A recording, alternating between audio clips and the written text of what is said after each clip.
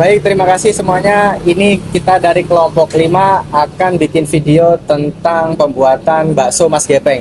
Dan sebelum ini kita mau memperkenalkan satu persatu kelompok 5 dari Saya Muhammad Albi Renata.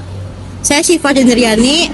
Saya Nadia Lesaroyan. Saya Zaskia Mutiara. dan saya sendiri Ahmad Rian Alfarizi akan memandu jalannya video ini. Terima kasih. Boleh saya tahu nama Bapak siapa? Mas Fit. Nah, usaha gini biasanya mulai jam berapa? Kalau untuk mulai kerjanya kita dari jam 5 subuh udah mulai kerja. Tapi untuk warung kita buka jam 9 udah ready. Kalau tutupnya jam berapa? Setengah 10 malam. Sejak kapan UMKM ini berdiri atau beroperasi? Kalau untuk bakso Mas Gepeng sendiri berdiri dari tahun 84 yang mulai jualan, tahun 84. Kalau untuk di ruko kita mulai dari tahun 2012. Bagaimana sejarah berdirinya UMKM ini? Sejarahnya sih kita dari awalnya mau mengembangkan ya Mbak, mengembangkan bakso Mas Gepeng ini supaya ada beberapa cabang gitu. Jadi kita sewa ruko dan yang lain-lain gitu aja. Kalau memang awalnya dari awal mulanya sih kita pakai gerobak dorong gitu. Jadi berdasarkan kemajuan, ada kemajuan kita sewa ruko,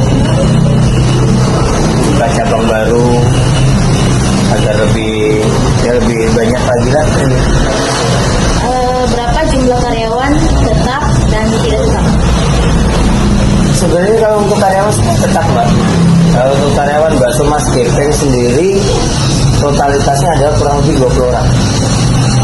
Cuman dibagi untuk pusat 15, cabang kedua terutama sini 2, sama satu lagi 3 orang. Siapa yang paling bertanggung jawab dalam pengambilan keputusan utama, pemilik atau manajer?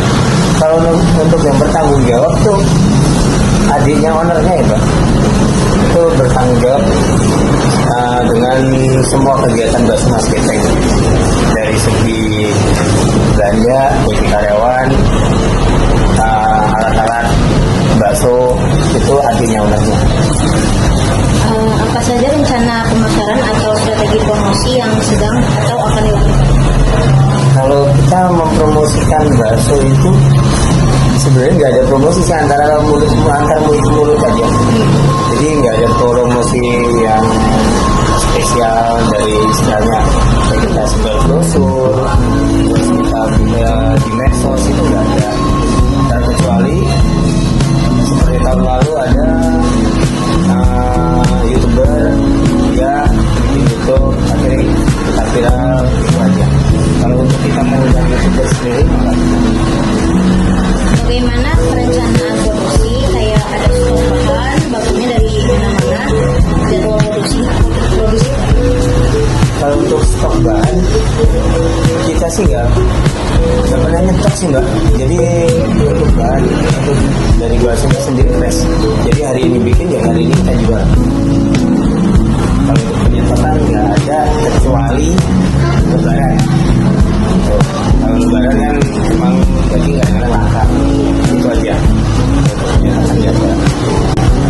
Apa hambatan terbesar yang pernah atau sedang menghadapi UMKM ini, dan bagaimana cara Anda merencanakannya untuk menghadapinya?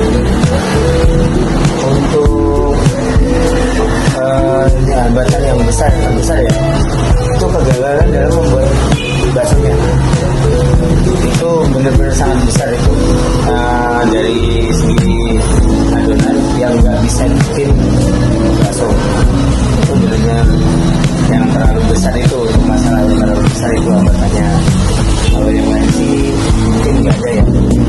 Itu aja untuk hambatan yang terlalu besar yang kita sedikit rugi lah gitu.